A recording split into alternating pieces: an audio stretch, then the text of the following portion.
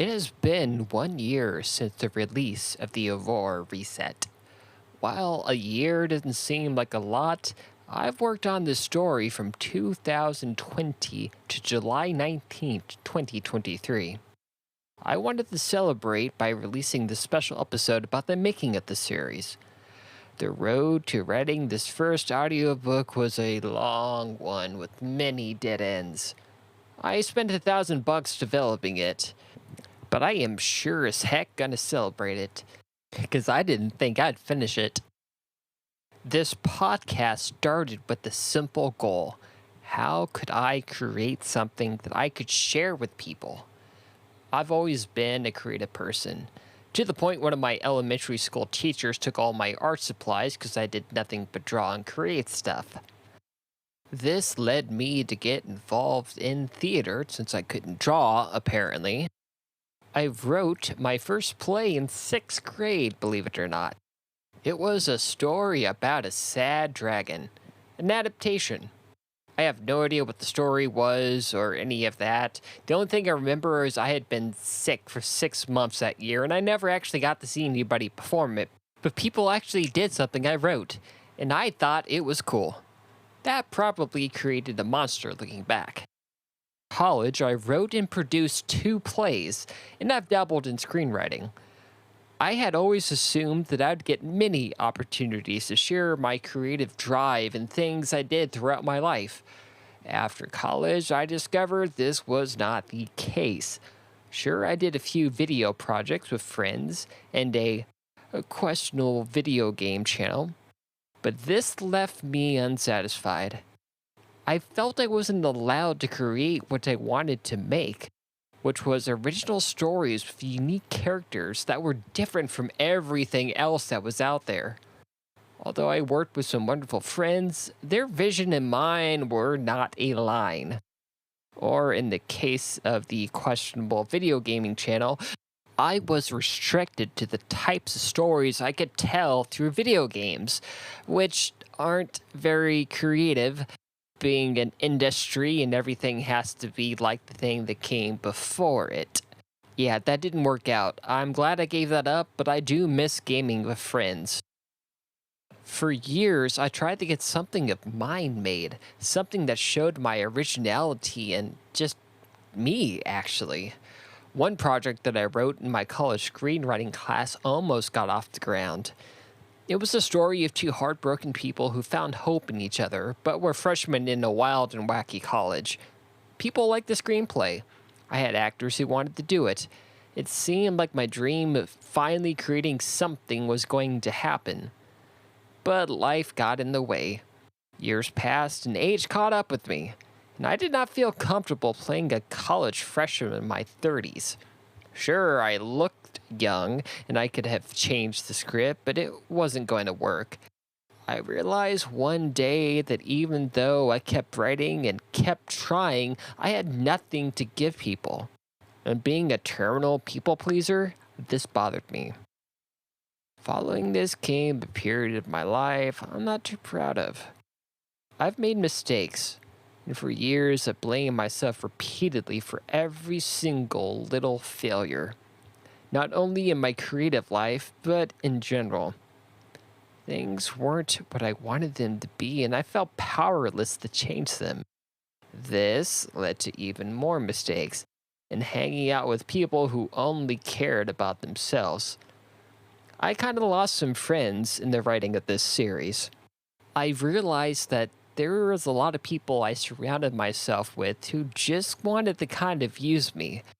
And when I finally found a series I was passionate about, I realized a lot of those people wanted nothing to do with me or it.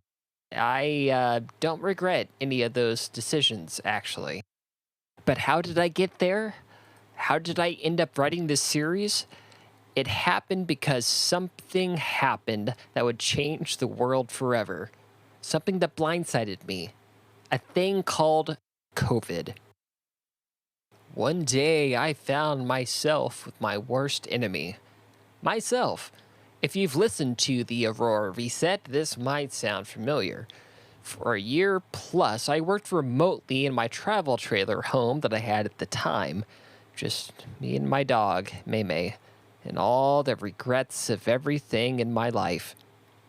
Even worse, the students I had worked with didn't really need me since they knew how to do online classes. Suddenly, I had nothing to do. I desperately tried to find work related things to do, but after a while, I had nothing. I had to face myself. And you know what I learned during this time? I hated myself. Like all my decisions, everything about me, I just hated it. I found myself wondering why anybody would even put up with me. This is when the idea of writing a radio play came to mind. Like I've spent my entire life preparing for this moment. An audio play would be easy, right? Yeah, no, it's not. Apparently, that's how most audio plays get made, or podcasts, or whatever you would like to call them. Somebody thinks it will be easy, they slap something together and they put it out there and they're like, yay, I did it, why won't anybody listen to it? But of course, I have no idea about this. I was going to put my skills to use. So I began to try to plot something to create, with the idea to hire an actual narrator and voice actors. Having thought about past regrets, the first steps of the story came to me. It would be about a person who had to face their sad little emo kid self. That was the only idea I had, and I was sticking with it. And how did the first attempt of that script turn out? It was awful. The story was rambly, and I had not mastered story structure or plot. I hired voice actors on Fiverr to make a demo, and they would not take direction.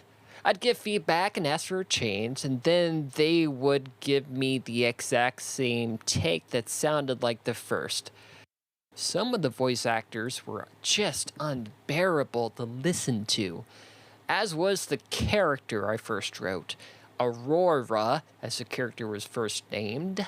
I changed it so I wouldn't have to say Aurora every single time. Aurore is much easier to say. That character was an unlikable, bratty character, which was funny for about a minute. Honestly, both characters were unlikable, and the entire story came across as mean and bitter and kind of unpleasant to listen to. The intention was to give them a story arc. It's some place to start, so by the end of it, you understand that they've learned to love themselves. Is this pleasant to listen to? No. Is it entertaining? Absolutely not. Do you really want to listen to the backstory of how a person learns to hate themselves so much that they can't stand anything that they do? No, you don't. It's miserable. That's why they're miserable.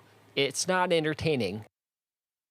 So I chalked that up to a failure, and I decided to better further the story along. I was going to try like a novel sort of thing, and I stopped because I was afraid that I was going to get stuck reading it. And at that time, I did not think that would be a good idea because it's hard and I can't do hard things because I would have to work on it, and God forbid that. We live in a capitalist society where we just pay other people to do that. So I went back to trying a different format. And that is the theme of the Aurore Reset. I can't tell you how many times or how many drafts of that story I wrote. There's too many to count, and the story changes vastly with each draft. And yes, I did plot each and every single one out. My friend Heather, who is also a writer, and her novel, One World United, is out now, had to endure my ramblings of me trying to figure out how to make that crazy story work. She's a trooper. I kept writing until I had something I was proud of, so I commissioned another test audio and included music from the musician who does the tracks on now the finished product. The music is wonderful. He did a fantastic job. The voice actor who did all the voices in this demo was also fantastic. My script was not. Not only that, it confused everybody who listened to it. This is when I learned why there are not a ton of good radio dramas being made. The audio format is hard and expensive. I mentioned I spent $1,000 on this, and that was from voice actors and writing and test readers. And in the end, paying money for stuff kind of wasn't worth it, but that's a different story. Sure, I liked the script at that time, but what was good about that? Why did that matter?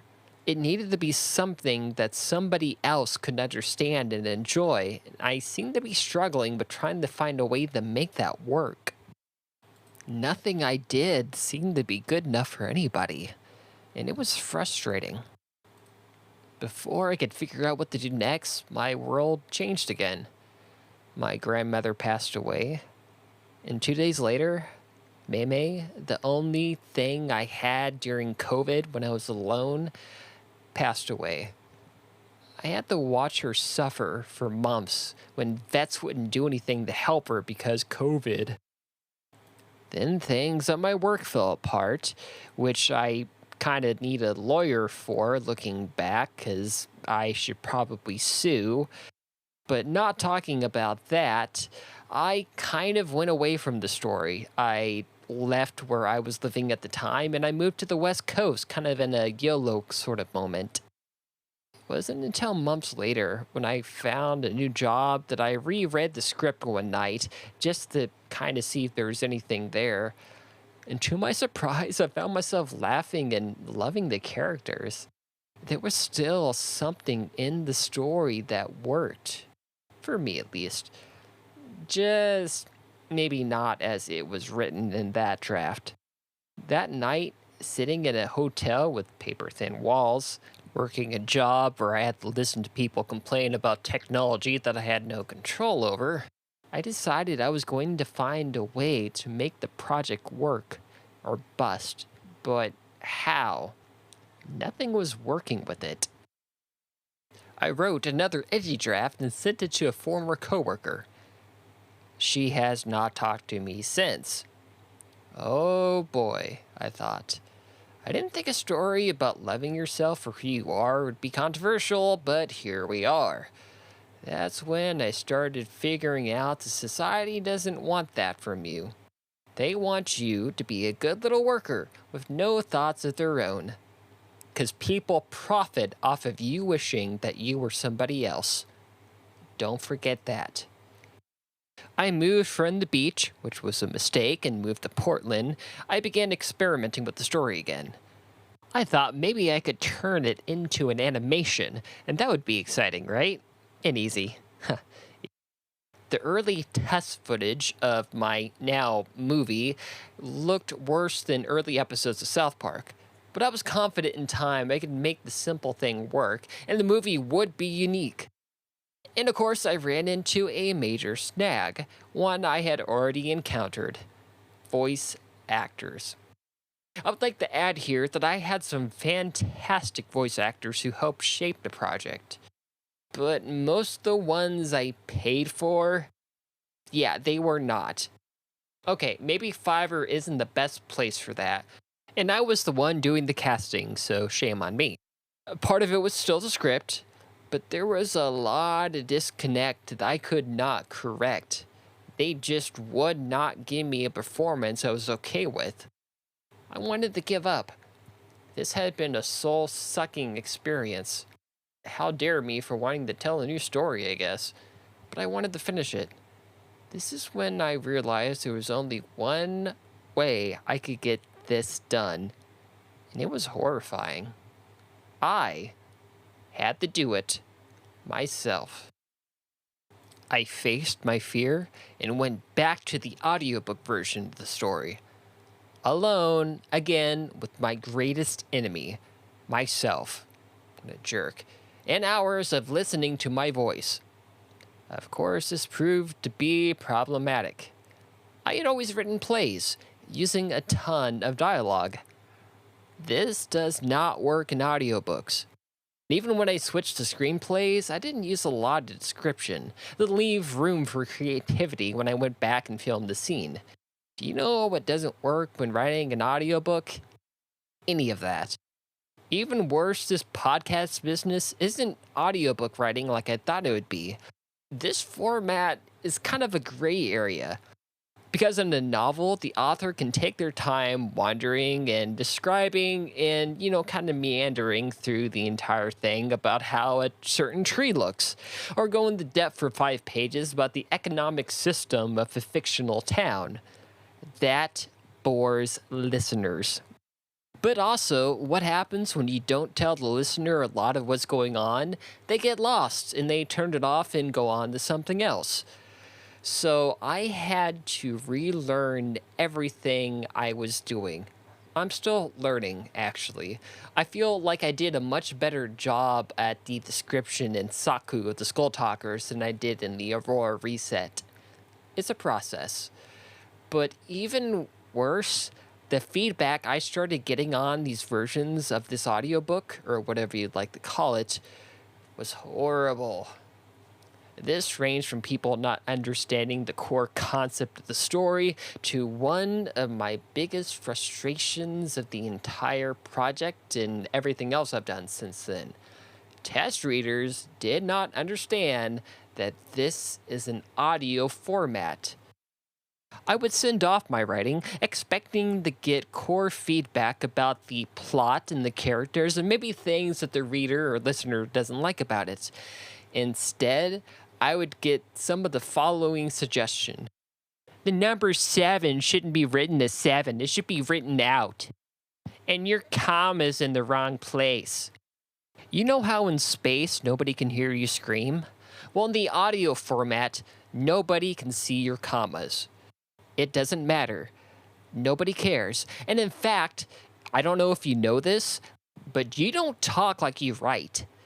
The amount of prejudice that readers were giving me for a character who came off as not intelligent made me worry about just people as a whole. Aurore is a kid from 2002. They don't know any better. And the people who were reading the story, they didn't know any better back then too, if they had been born by that point. Yet, test readers were so hateful towards these characters who weren't perfect and weren't writing perfect English that I had to change the character. I kind of regret that because I think that's a problem. And it tells me a lot about the issues that Americans have. I personally feel like if you are so judgmental that you can't listen to somebody because they don't sound, well, let's be honest here, white, you have a problem. The frustrating thing is I wrote it like that. I wanted Aurore to sound like a dumb little kid from 2002 who was failing all of their English classes. And we were whatever, dude. But no, I wasn't allowed to do that, and I had to make changes, and I shouldn't have done that, but I wasn't sure how to make that work so people would stop being so judgmental that they had just accepted the character for who they were. Then again, I think this might have been because the reader didn't accept themselves for who they were either, because I think that's kind of looked down upon. Thankfully, though, not all the feedback was that bad, and the story finally started taking shape, especially the second half, which I really struggled to write throughout this entire process.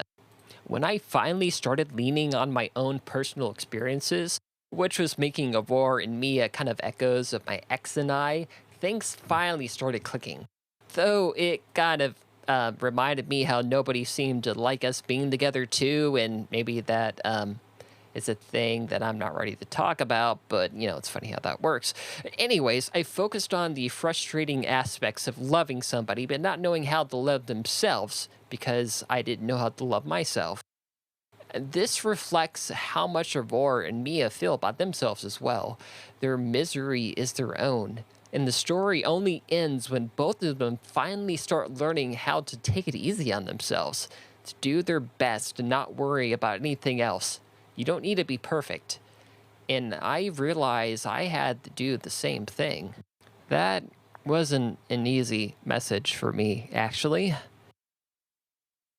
So, a year ago today, I finally released the Aurore Reset. In the end, maybe I didn't reach my goal.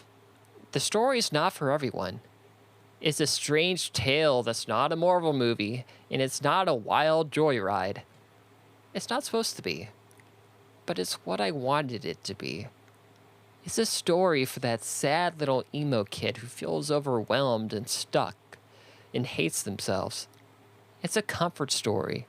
It's a story about learning to love yourself. And I think that's what's important. I still have my issues with it. I wish the last episode was stronger than it was, and it takes way too long to get into the story. Part of me wants to keep working on it, but at the time I released it after 2 years of writing, I needed to do something else. The rewrites weren't improving it, they were just changing it. That's when I decided to record it and release it. Well, I have recorded it a couple times, actually. Did you know that narrating is hard? Recording took a lot longer than I expected. It took me 4 to 6 hours at first to get through a 25-minute episode. I did this 4 times before I released the first version. Then I got some feedback, which was amazingly useful. Thank you, Rebecca. So I recorded it again without the silly voices. Though I still miss the old Mia voice. But like, people don't like the Mia voice or whatever. In a way, I'm still kind of rewriting it. I have given myself permission to George Lucas it, so to speak, and I kind of want to write a sequel. But I'm not going to do that until I find a good story. I really hate those sequels where they just kind of make something and expect you to buy it because it's a sequel. Cough, cough, Life is Strange Double Exposure. So, did the series get the amount of listeners I was aiming for? No. Did I make my money back? Not at all.